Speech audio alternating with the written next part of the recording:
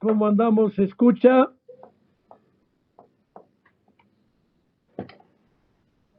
Hola, buenas tardes. ¿Se escucha? Buenas tardes, doctor. Sí, se escucha. Muchas gracias. Bien, hoy voy a hablar de lo que son enfermedades de transmisión sexual. Pero, más que hablar de la gonorrea, la sífilis, etcétera, voy a hacer un enfoque que para mí es bien interesante y que quiero que lo sepan ustedes. Aquí la primera diapositiva dice abril. Y entonces, ¿qué quiere decir abril? Ante el aumento indiscriminado de enfermedades de transmisión sexual, especialmente el más peligroso, que es el virus del VIH, las autoridades en el mundo, por supuesto, la Organización Mundial de la Salud, etcétera, etcétera, han determinado que el mes de abril de todos los años es el mes de las enfermedades de transmisión sexual.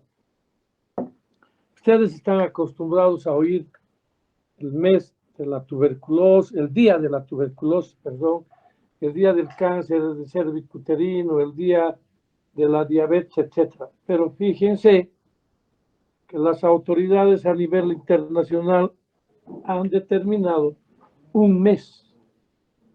Porque cuando se pone un solo día, a nadie le importa, nadie le pone interés a esta cosa.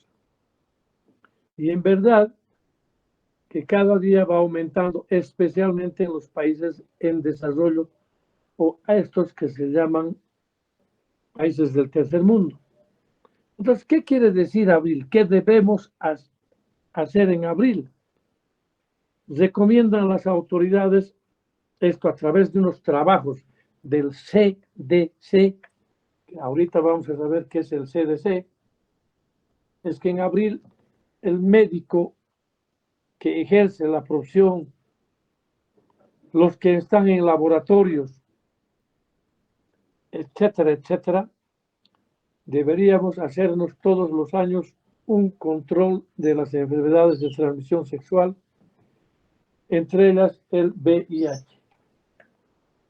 Entonces, ¿por qué el VIH? Porque los que trabajamos en el área de salud podemos contaminarnos, para que me comprendan, no estamos libres de un accidente que nos brinque una gota de sangre al ojo, un fluido del paciente, y podamos contagiarnos. Los mismos, los del laboratorio, los que trabajamos en el área de salud. Pero esto también se extiende a todo el pueblo. Todos deberíamos saber, especialmente ustedes estudiantes de medicina, deberíamos saber que en este mes debemos hacernos un control, enseñar a que nuestra familia, hermanas, hermanos, etcétera, se hagan control, especialmente todos ellos que tienen relaciones sexuales sospechosas con damas o caballeros de dudosa procedencia, es quiere decir desconocidos, que alguna vez hay encuentros sexuales por cualquier situación. No vamos a dedicarnos a develar esta cosa. Entonces, dicho de otro modo, si yo en las fiestas de carnaval, especialmente, ustedes ya saben que es al calor de los alcoholes, los tragos, pude haber tenido relaciones sexuales con una dama que no la conozco o la conozco, pero no sabemos su vida sexual, etcétera.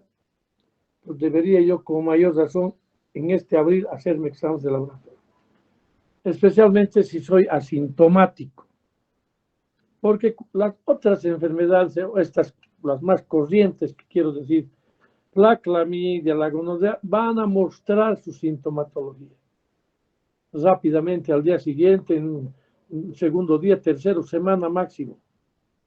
En cambio, el VIH, si yo me hago un VIH al mes de haber tenido un contacto sexual, va a salir negativo. Ustedes van a ver que se llama el periodo de ventana, que puede durar entre 2 meses y 10 años. En 5 años me hago VIH y soy negativo.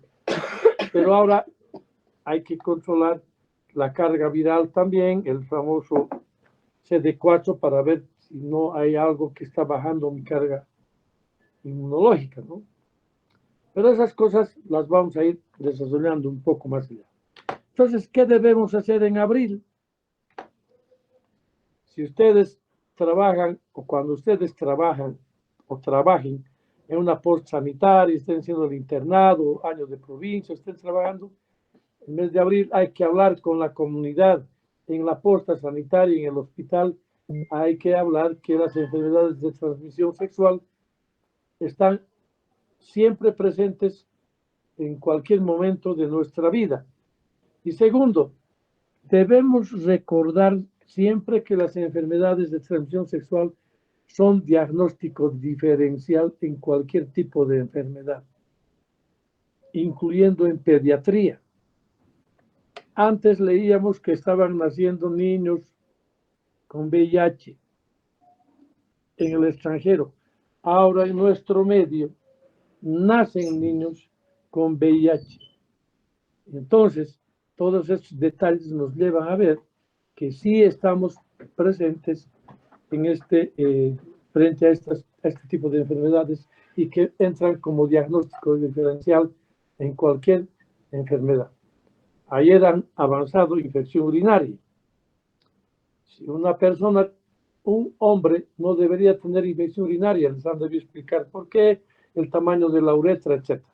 Si este paciente repite infección urinaria, lo que hacemos es hay que estudiar. De repente, pidiéndole un panel de ETS, voy a encontrar que tiene clamidia y que la causa de que baje el sistema inmunológico es la clamidia y entonces la coli se aprovecha para hacer también infección. No sé si me han comprendido, especialmente en gente joven, en edad sexual activa. ¿Dónde están las ETS? En todas las universidades. ¿Por qué todas las universidades? Porque ahí están los jóvenes sexualmente activos. San Simón, Univalle, qué sé yo, todas las universidades. Y aunque parece que la gente se cuida, a veces no se cuida. Y entonces, como las ETS tienen que ser, son enfermedades de confidencia, confidenciales, entonces nadie va a contar que tiene o que se hizo un tratamiento o que reciben antirretrovirales por temas del VIH. Y alguna vez también, cuando se ha muerto alguna gente, nunca los papás van a decir que se murió por VIH. Van a decir cualquier otra cosa, que se murió por leucemia, que tenía un cáncer, parada cardíaca o lo que fuese. Bien, la próxima. Esta fotografía que está aquí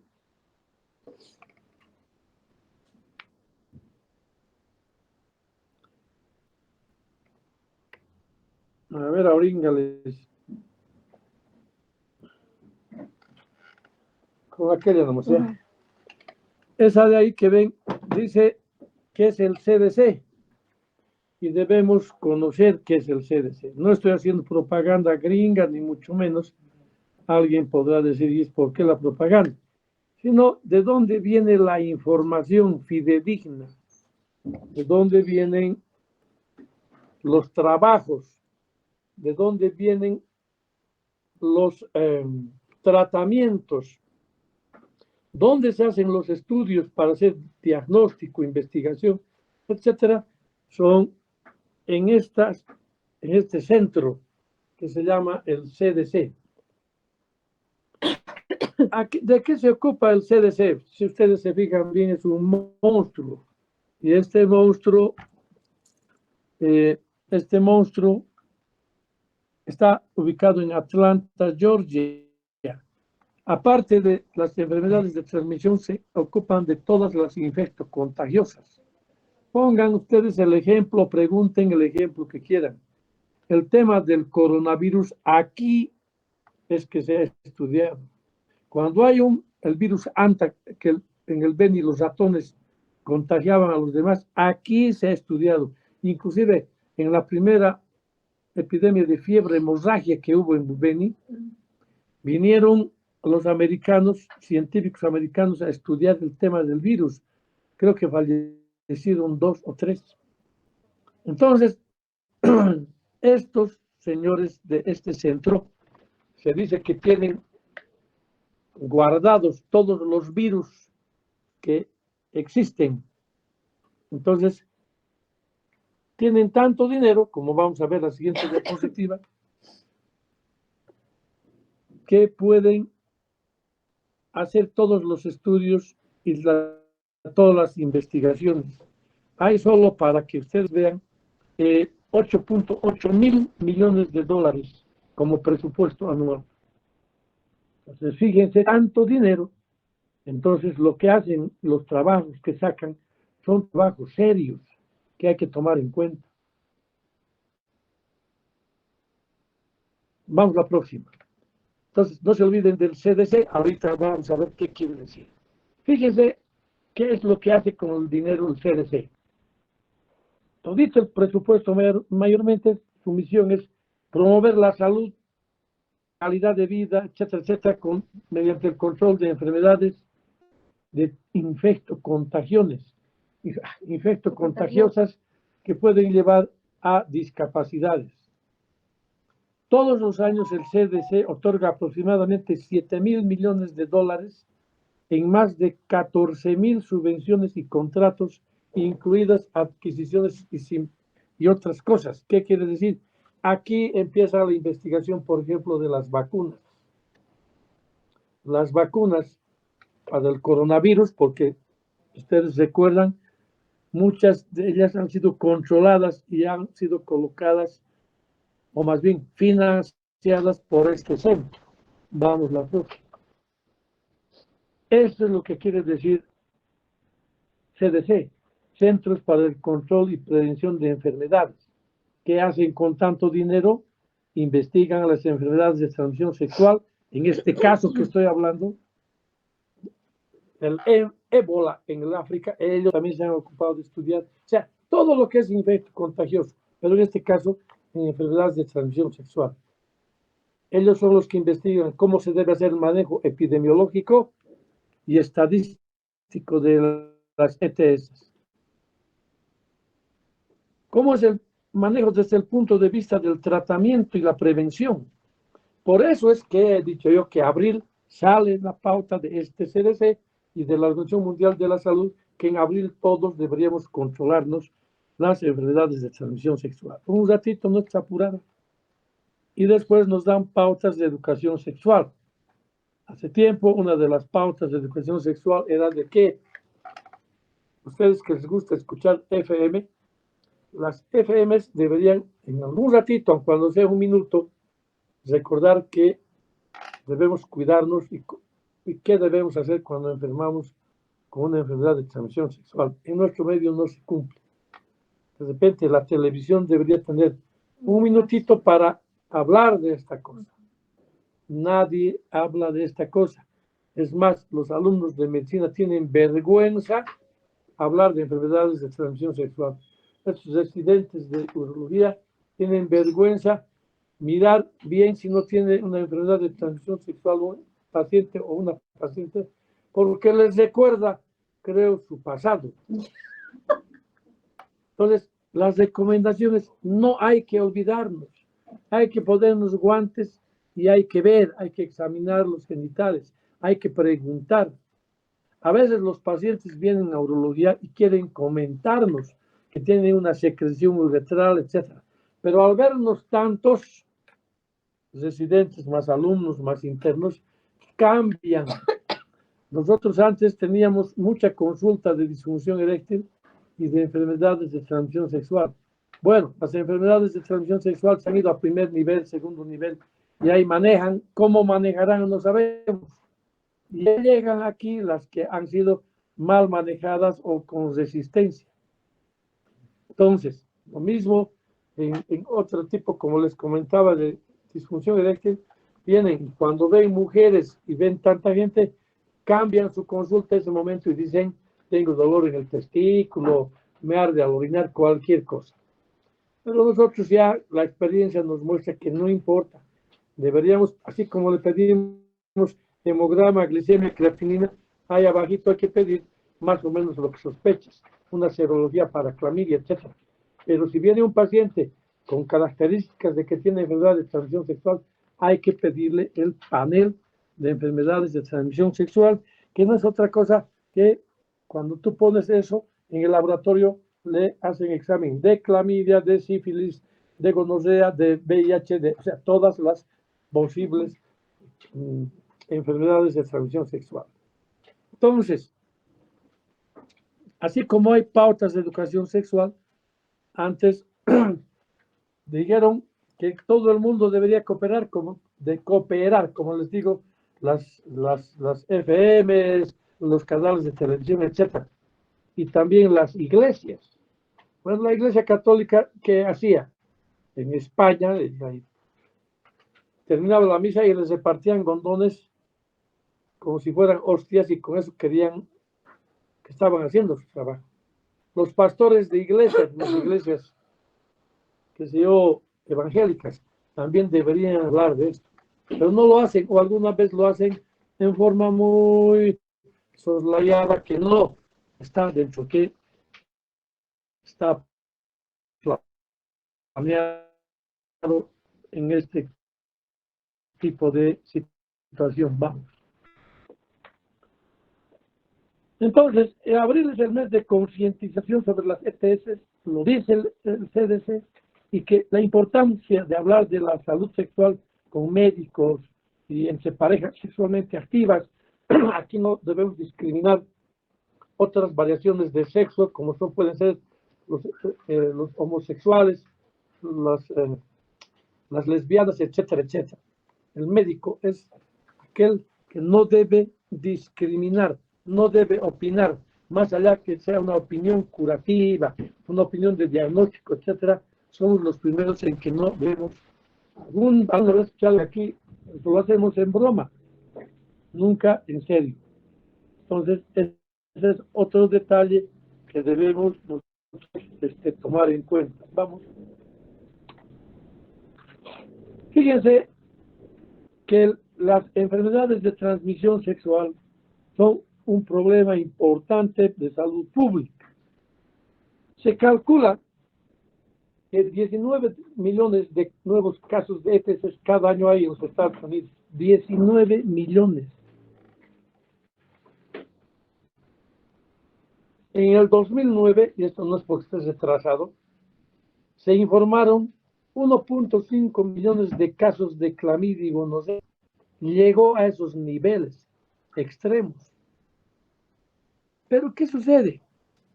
Que la gente sabe que la clamidia se cura y la gonorrea se cura. Entonces, como se queda feliz. Pero detrás de la clamidia y la gonorrea, ¿qué puede estar? El virus del VIH. Entonces, ese es el tema. No es, como me dan tableta y me curo, puedo contagiarme 2 o 3 veces. Y hemos visto gente que en el año 3 o 4 veces vienen con clamidia o gonorrea. Entonces, hay que tener mucho cuidado, tomar en cuenta estas recomendaciones para que en nuestro desempeño laboral tengamos y pongamos más cuidado en estas enfermedades. Bueno, dirá alguien, pero yo voy a ser endocrinólogo. Pero peor tienes que saber sobre esto porque, primero, baja las defensas, la diabetes. Y un diabético es más propenso a agarrarse cualquiera de estas enfermedades si es que estuviera en contacto con ellas. Peor el VIH. Bueno, vamos allá. Bueno, esto es un poco, para que tengan idea, cómo en los Estados Unidos es un problema de Estado. O sea, el gobierno se preocupa de estas cosas y pone la plata. 17.000 millones anuales para el estudio de las ETS. Y además, si era presidente Obama, y entra después el otro que se llama, el de la izquierda, que se llama, estás durmiendo. No, Obama y el otro es, ¿qué se llama? No, ¿No estás viendo la clase? Donald Trump no cambian el problema no cambian el problema, decir, Obama estaba haciendo macanas, no, son políticas de Estado, entre quien entre. Ahora está Biden y tiene que seguir con este tema de ponerle la plata para... Eso es lo que no sucede en los países del tercer mundo. En los países del tercer mundo cambia el gobierno, de repente se nos roban la plata de las ETS y nos fregamos. Todos estos detalles hay que tener en cuenta. Por eso es que les muestro. No es ningún tema de que yo quiera con esto fastidiar. Vamos. Miren, esta cosa es tan interesante. El contagio de la mitad de las nuevas ETS ocurre entre jóvenes de 15 a 24 años. Estadística, ¿no? Este es el grupo etario que más o menos representa el 25% de la población sexualmente activa. Estos otros detalles sirven también que los afroamericanos en los Estados Unidos representan más o menos la mitad del total de casos informados de clamidia y sífilis. Hay ojo con esto, que la sífilis apareció desde antes de Cristo y sigue habiendo. En los Estados Unidos, país del primer mundo, sigue habiendo sífilis. Y en gente, no piensen que sífilis es un cochino, un tipo del bajo. No.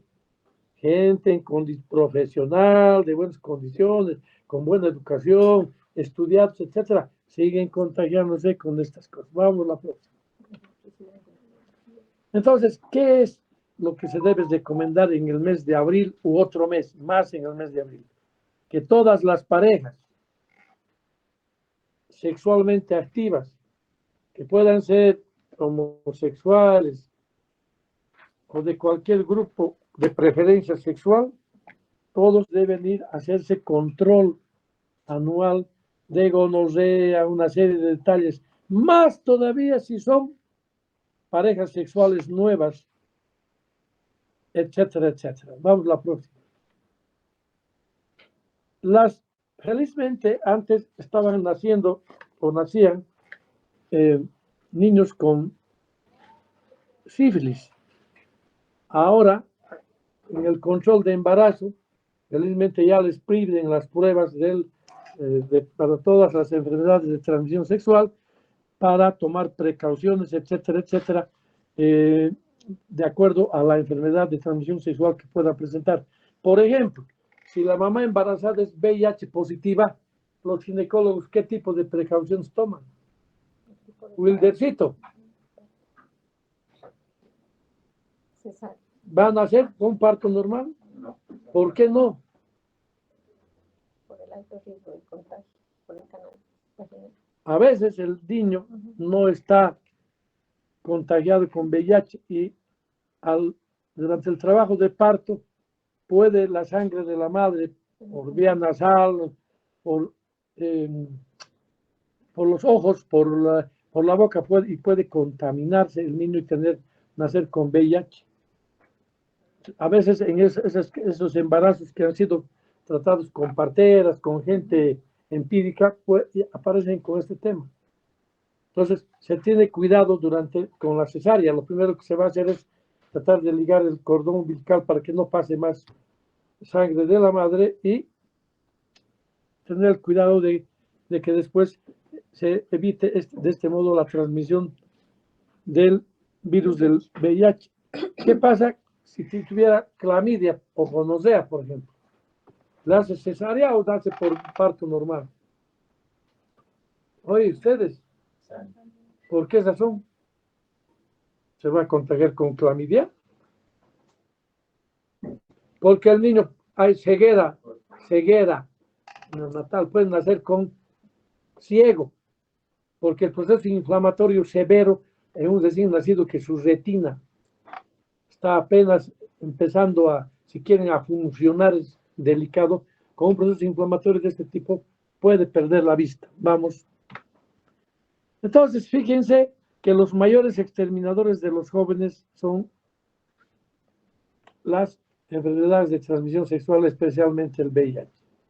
Hay una crisis de proporciones mundiales. Por esto debemos estar y debemos saber este tema no puede haber médico que no sepa a detalle lo que son las enfermedades de transmisión sexual. Dirá alguien, yo no voy a ser urólogo o no, aunque seas internista, puedes ser reumatólogo, puedes ser nefrólogo. Tienes que saber. También en las enfermedades de transmisión sexual quiero hablarles y decirles, no son las clásicas que estoy hablando en este momento. Se considera enfermedad de transmisión sexual la hepatitis B. ¿Qué más? Las amebas. ¿Qué más? El virus del papiloma humano en sus variantes. ¿Qué más? El que te contacta en la arena, en la playa. A ver, acuérdense. Pero ahorita estamos alrededor de 36 enfermedades de transmisión sexual. Más todavía, las amebas también. Más todavía, como que ahora se ha diversificado la vida sexual. Ahora es común sexo anal, oral, auditivo, ocular, lo que sea, por donde también se están trasladando gérmenes que no son propios de la zona anatómica a otros lugares. Entonces, todas estas cosas se debe hablar con esta gente que necesita saber para que no entren en este tema de la contaminación de enfermedades de transmisión sexual. Miren, en los países en desarrollo, más o menos estos de Estados Unidos, 13 millones de defunciones al año. Una de cada 2 defunciones en los países en desarrollo. En el África, nosotros también, la gente oculta. Se ha muerto mi hijo, otra vez repito, y digo se murió con leucemia. No voy a decir que se murió con VIH. Hay harto VIH, harto. Lo que pasa es confidencial, van de ocultas, creo, a recibir su tratamiento con antirretroviral. Entonces, había clásico hace tiempo, hace años, un 5 creo, un estudiante de medicina que él aceptaba que era VIH y seguía estudiando. Entonces, estamos frente a esta situación y ¿por qué deberíamos saber si estamos enfermos o no con alguna ETS? Para que el tratamiento sea rápido, preciso y no nos deje secuelas. Por ejemplo, en el VIH, si yo hoy día sé, o en abril me hago mi examen y sé que soy VIH positivo, el que me pongan rápidamente antirretrovirales va a permitir que yo pueda vivir 10, 20 años. Especialmente los jóvenes, si están estudiando derecho, arquitectura, ingeniería, medicina, pueden cumplir su deseo de ser médicos y además pueden ser profesionales que se va a hacer su especialidad y trabajar como profesionales. En cambio, si ocultas tú que eres un VIH y tarde empieza el uso de retrovirales, ¿qué va a suceder? Que tu sistema inmunológico va a decaer y es más difícil que puedas sobrevivir más tiempo. Entonces, todas estas cosas debemos saber y debemos leer en el libro. También está en el Smith, pero con esta charla que les estoy dando, con un poco más de criterio, para cuidarse en primer lugar y cuidar de la gente con un conocimiento bien importante. Vamos. Bueno, molusco contagioso, me he acordado. Hay una enfermedad que se llama molusco contagioso. Otro de los que me estaba olvidando es que hasta los piojos ahora se considera una enfermedad de transmisión sexual. Claro, hay melenudos en la pelvis, melenudas, que a veces empiezan con liendres de piojos y los piojos aparecen.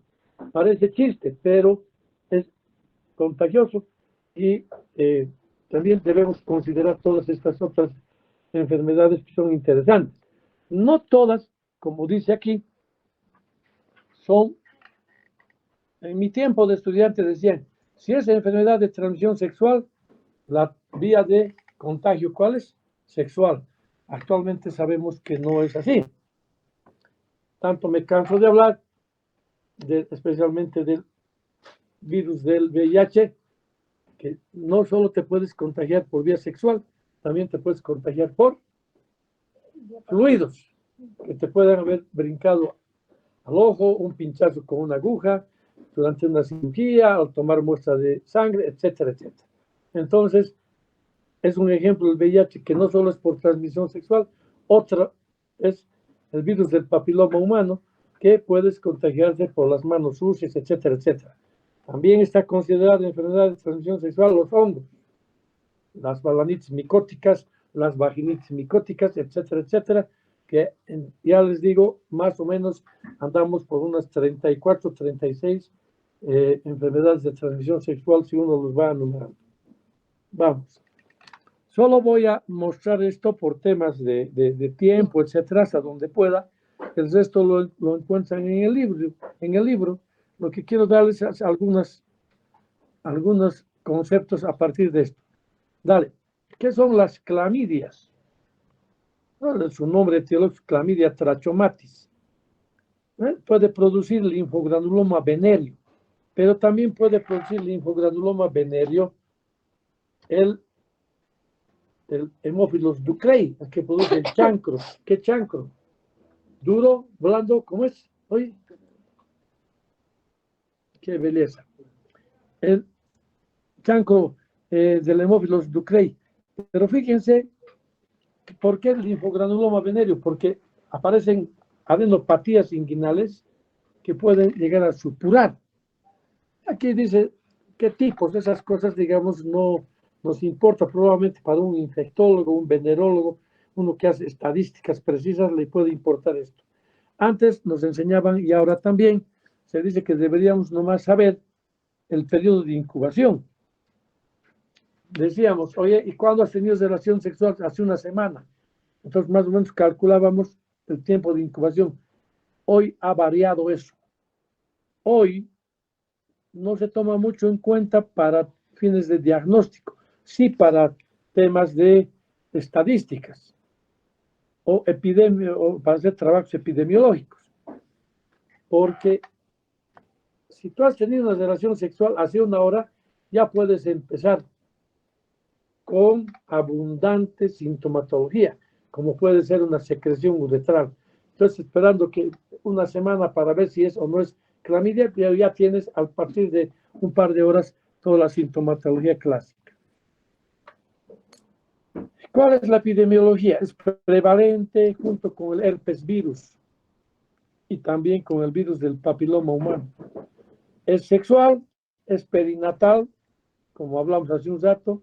Las mujeres, generalmente, este tema de la edad es en trabajos epidemiólogos, ya les he dicho, eso no quiere decir que una de 30 o de 40. Quiero recordarles que hoy día hemos visto un paciente de 73 años con VIH. Entonces, el tema de la edad pasa a segundo plano. Puede haber menos de 15 años también. Entonces, ya les digo, es un diagnóstico diferencial que en nuestra mente siempre debe estar. No, bueno, es más frecuente en la mujer. ¿Por qué razón? A ver, retroceder. ¿Por qué es más frecuente en la mujer? No es esto, no tiene nada que ver con que uno sea antimujer, etcétera. Porque la mujer a veces no se da cuenta. Cuando tiene unas clamidias, parece, no tiene esa secreción abundante que tiene en la uretra. Porque al hombre le dan la uretra y a la mujer le dan la vagina. La vagina es más resistente que la uretra. Entonces, la secreción puede ser escasa, puede confundir con sus secreciones de su periodo menstrual, etc. Hay muy pocos casos que también a la mujer le puede dar en la uretra, en cuyo caso la secreción es abundante. Entonces, en los hombres es más fácil de diagnosticar por la secreción uretral que puede aparecer. Vamos a otra. La clínica en el hombre. Hay secreción uretral, mucoide escasa, hay disuria, ardor uretral, puede haber epididimitis, depende del tiempo. Hay gente que piensa que no tiene nada, pasa una semana. Entonces, ¿cómo es que llega el epidídimo al testículo? por donde sale el semen, que se llama verum montanum, por ahí entra el microbio, sigue el conducto deferente y llega al epididymo. Pues puede haber epididimitis, dependiendo del tiempo en que tarda en diagnosticarse el paciente. Fíjense, en la mujer es más problemático cuando pasa el tiempo. Puede ser uretritis cervicitis. ¿Qué quiere decir cervicitis? Salpingit. Se infecta el útero y va por la trompa hacia el ovario. Y a veces estas producen el abdomen agudo. Y entonces, cuando es abdomen agudo y uno está seguro de que hay ahí un proceso infeccioso severo, es lo que se llama inflamación, un proceso inflamatorio pélvico que puede acabar con una histerectomía en las mujeres. Ahora, si el hombre orina, no tiene cuidado de lavar sus manos y por una mala suerte lleva a su ojo, va a producir una conjuntivitis a clamidias. Vamos a la próxima. Fíjense, es una secreción linda, limpiecita, no tiene mal olor. En la mujer el proceso inflamatorio en el cervix. Fíjense, puede ser abundante esta secreción, escasa. A veces se automedican, van a la farmacia y la secreción disminuye y nos puede traer algún dubitar en el diagnóstico. Pero, vamos a la próxima. Ahí están los exámenes de laboratorio que ahorita vamos a ver. Bueno, en las clamidias, el linfogranuloma venéreo es más fácil de encontrar. Vamos a encontrar adenopatías que están, si ustedes quieren, algunas han reventado o están a punto de reventar. Es cuestión de esperar. Y lo único que podemos hacer es tomar una muestra, a ver, exámenes de laboratorio. Ahí están las adenopatías, fíjense, han reventado ahí. No, de hacer diagnóstico diferencial con el hemófilos Ducrey. Y el diagnóstico de las clamidias se puede hacer por reacción cadena de la polimerasa. ¿Qué es esto?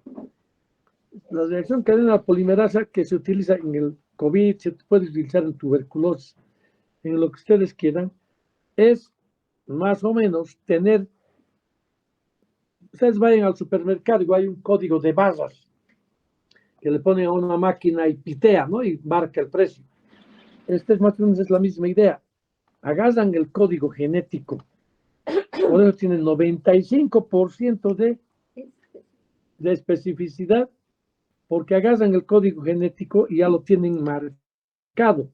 Entonces, del paciente agarran su secreción, hacen el preparado y comparan.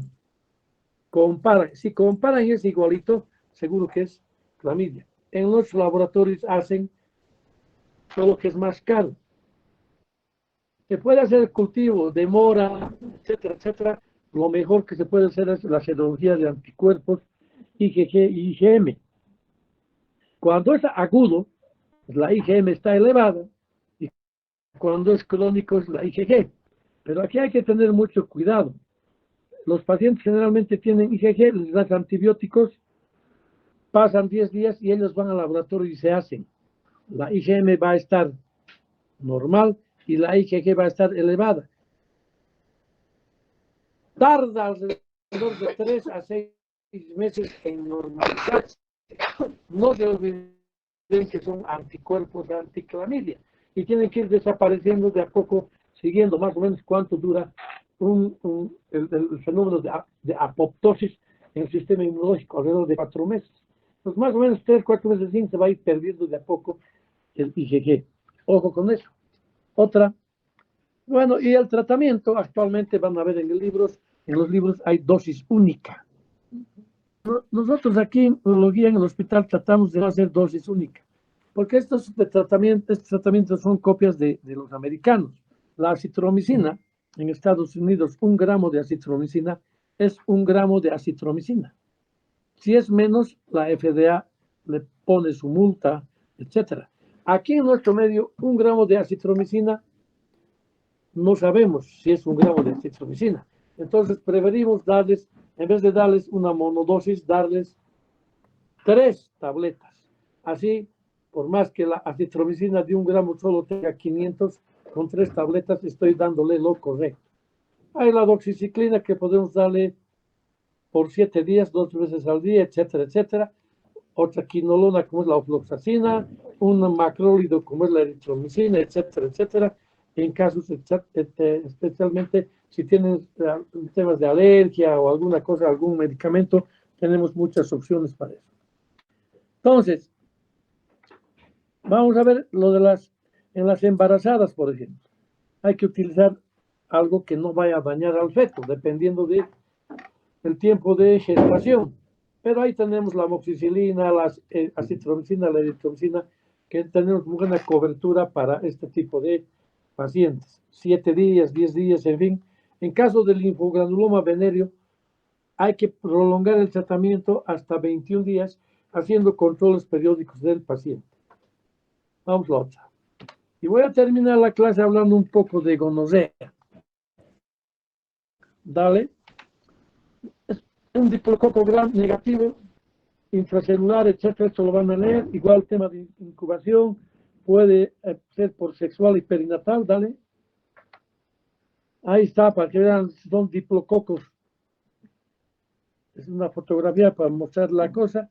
La clínica en el hombre ya deriva o cambia, especialmente en el aspecto. Es pus, amarilla o verde. Es pus. En la clamidia ya les he mostrado que no es así. Y además tiene síntomas más intensos. Mancha el calzoncillo, sale abundante pus. Tú solo ves su calzoncillo, su ropa interior del paciente y ya te vas a dar cuenta que esa es una gonorrea. En la mujer, fíjense, puede haber una serie de detalles, igual manchan la ropa interior, hay un exudado abundante, con mal olor, etcétera, etcétera. Lo mismo puede llegar al útero y hacer enfermedad inflamatoria pélvica aguda y acabar, en algunos casos, en histerectomía. Vamos. A veces no se lavan sus manos, fíjense, es clarito. Lo otro con este. Pus. No se lavan sus manos y llevan al ojo y tienen una conjuntivitis por gonorrea, que es frecuente ver. ¿Cuáles son las complicaciones? Fíjense lo que les he dicho. Una pelviperitonitis, que se llama ¿qué? Enfermedad inflamatoria pélvica aguda, que acaba generalmente en cirugía. Y en los hombres, un absceso periuretral, estenosis de uretra, orquiepididimitis abscedada, que también a veces puede acabar en cirugía. Vamos a la otra. Ahora, fíjense, ¿qué puede suceder especialmente en la gonorrea? Cuando no se curan, puede haber un síndrome articular, llega la gonorrea a la articulación, puede producir dermatitis, puede llegar a ser endocarditis bacteriana, y alguna vez, yo les digo siempre que aunque tenga gonorrea, mírenle, hemos logrado ver, hay rigidez de nuca y una meningitis por gonorrea. El recién nacido, lo que hablaba hace un rato, la ceguera por conjuntivitis purulenta. El diagnóstico por clínica, por tinción de Gram, por cultivo, por reacción en cadena de la polimerasa también se puede hacer, pero por clínica ya tenemos lo más específico. Les preguntamos a veces a los pacientes, no quieren, especialmente con mujeres es difícil. Le vamos a preguntar, ¿tuviste relaciones sexuales? Es su vida privada, normalmente a veces no nos quieren hablar, pero con el examen físico, etcétera, podemos hacer. Vamos, otra. Aquí, para que vean, dosis única también, nosotros muy rara vez realizamos, generalmente les damos dosis convencionales. Tenemos cefalosporina, tenemos quinolonas, tenemos macrólidos y tenemos la doxiciclina, que es un derivado de la tetraciclina.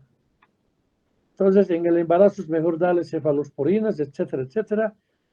Y así podemos ver cuando hay problemas, digamos, más serios, aumentamos la dosis y el tiempo de duración del tratamiento.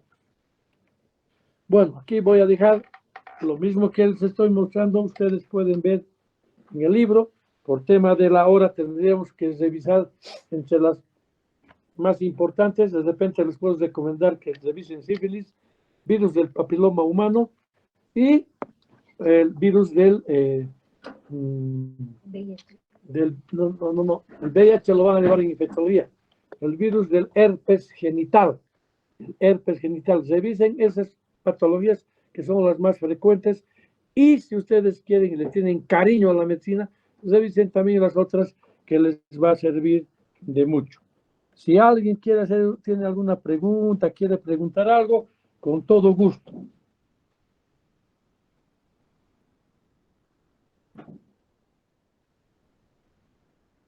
Hola, No, doctor, no hay preguntas. perdón, ¿todo bien? Sí, doctor. Bueno, entonces, un abrazo, hasta luego. Hasta luego, doctor.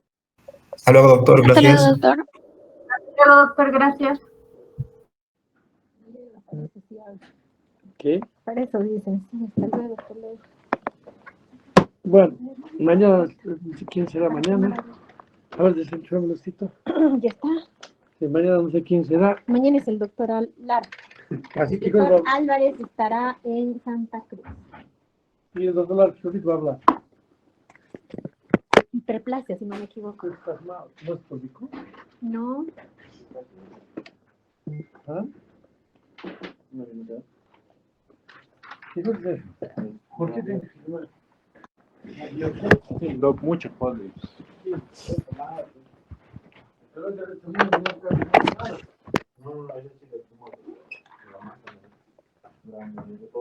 Pobre, no es tan pobre.